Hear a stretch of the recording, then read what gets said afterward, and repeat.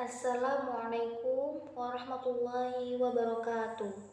Perkenalkan, nama saya Nur Akna Fadila, ingin menjelaskan apa itu konsep dasar akuntansi.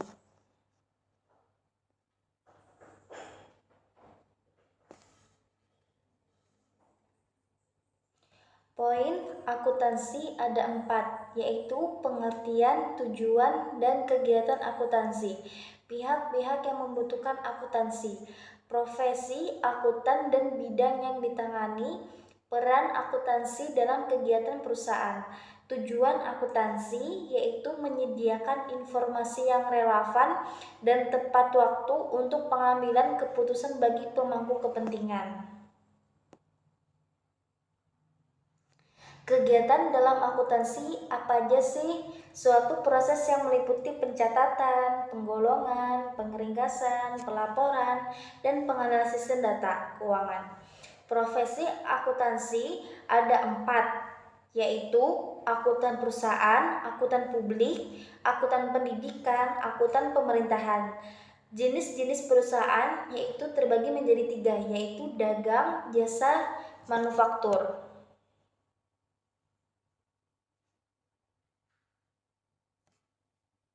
Persamaan dasar akuntansi ada 3, yaitu aset, liabilitas, ekuitas.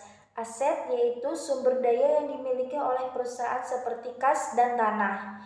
Kalau liabilitas adalah hak kreditor yang mencerminkan hutang perusahaan. Kalau ekuitas adalah hak pemilik perusahaan. Prinsip-prinsip akuntansi menjadi ada 3, yaitu konsep entitas, konsep objektif, konsep biaya. Apa aja konsep entitas? Yakni suatu organisasi yang terdiri sendiri, terpisah dari pemilik atau organisasi lain. Kalau konsep objektif, laporan harus didasarkan pada data yang bisa dipercaya. Kalau konsep biaya, barang yang dibeli harus dicatat berdasarkan pada biaya yang sesungguhnya. Laporan keuangan adalah neraca. Apa itu neraca? Adalah laporan yang menunjukkan posisi keuangan perusahaan pada suatu saat tertentu. Laporan rugi laba ada 3, yaitu penghasilan, biaya, laba atau rugi. Laporan perubahan modal menunjukkan perubahan dari modal awal yang disebabkan oleh laba.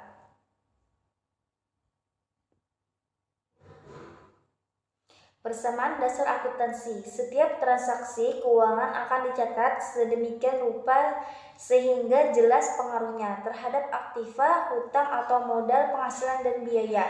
Persamaan dasarnya adalah aktiva, hutang ditambah modal. Kalau modal adalah penghasilan, biaya setoran modal, dan privat.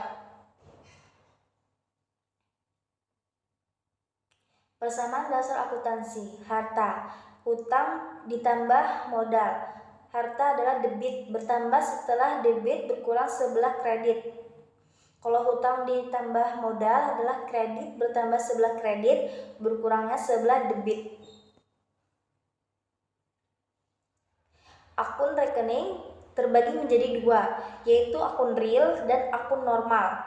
Akun real adalah ada terbagi 3, yaitu harta, hutang, modal. Kalau akun normal ada 2, pendapatan dan biaya. Akun real banyak terbaginya, yaitu kas, bank, piutang, persediaan, perlengkapan, peralatan, tanah, bangunan. Kalau hutang usaha, hutang bank, hutang pajak. Kalau modal, modal disetor, laba ditahan, laba atau priv. Kalau akun normal adalah pendapatan juga, biaya juga.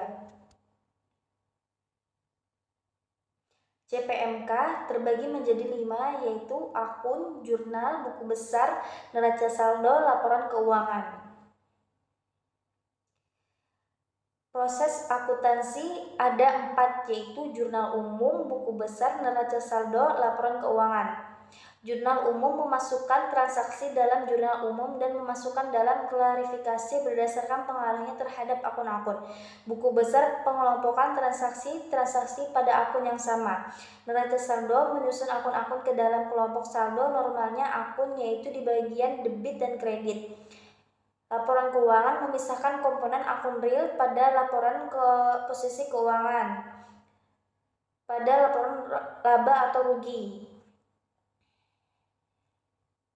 Tujuan pembelajaran menjelaskan karakteristik perusahaan jasa, menjelaskan tahap pencatatan akuntansi pada perusahaan jasa, menjelaskan tahap pengintisaran akuntansi pada perusahaan jasa, dan menjelaskan tahap pelaporan akuntansi pada perusahaan jasa. Siklus akuntansi yaitu siklus akuntansi adalah prosedur utama prinsip akuntansi yang digunakan untuk memproses selama satu periode.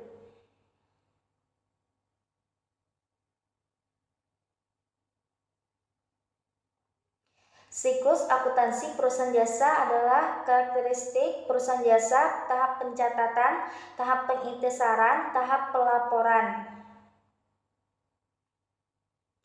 Karakteristik perusahaan jasa adalah perusahaan yang kegiatan utamanya membuat produk tidak berwujud berupa jasa atau layanan dengan tujuan mencari laba atau melayani masyarakat. Tahap pencatatan transaksi keuangan. Setiap transaksi perlu adanya bukti. Bukti berguna untuk memastikan transaksi yang dicatat. Di samping itu, bukti juga dapat digunakan sebagai alat apabila terjadi masalah di kemudian hari. Bukti transaksi dibuat oleh perusahaan sendiri atau diperoleh dari pihak luar. Tahap pengintisaran adalah neraca saldo. Pengertian neraca saldo adalah daftar yang memuat seluruh saldo dari akun-akun yang terdapat dalam buku besar.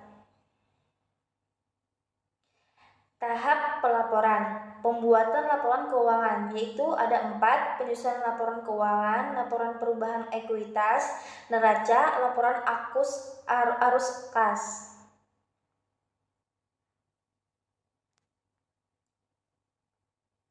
Sekian dari ulun, semoga videonya bermanfaat. Assalamualaikum warahmatullahi wabarakatuh.